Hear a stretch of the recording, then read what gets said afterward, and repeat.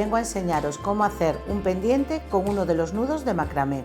Corté una cuerda de 3 metros y entonces lo primero que tenemos que hacer es un nudo simple y apretar con fuerza aquí al principio de lo que es el aro de nuestro pendiente. Y después vamos a hacer el nudo torcido, que es una variante del nudo plano. Entonces ponemos la cuerda derecha así encima del pendiente,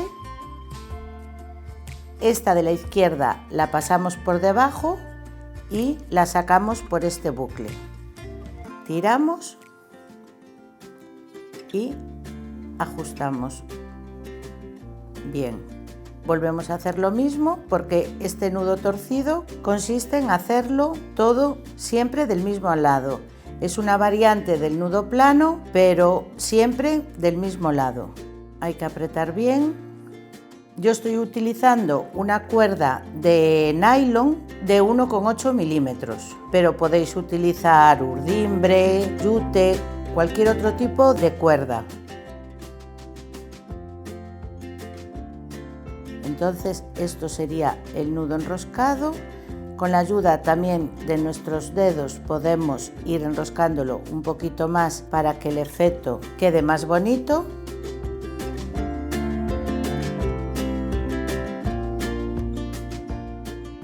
He utilizado esta cuerda de nylon bicolor porque me parece pues súper alegre y el efecto de nuestro diseño pues va a quedar súper bonito.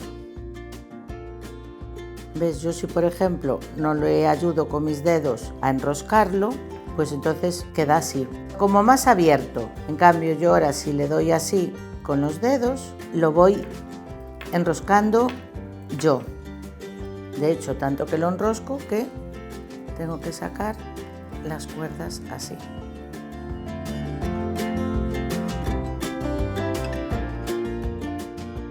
Ahora que llegamos al final de nuestro aro, lo que vamos a hacer es un nudo normal para rematar nuestro trabajo.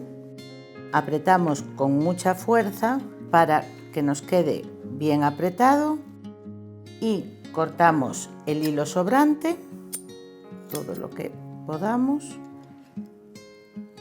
así. Y ahora con un mechero, como es hilo de nylon, pues lo que hacemos es pegar la punta en las dos esquinas para que no se deshaga el trabajo. Y así quedaría nuestro pendiente.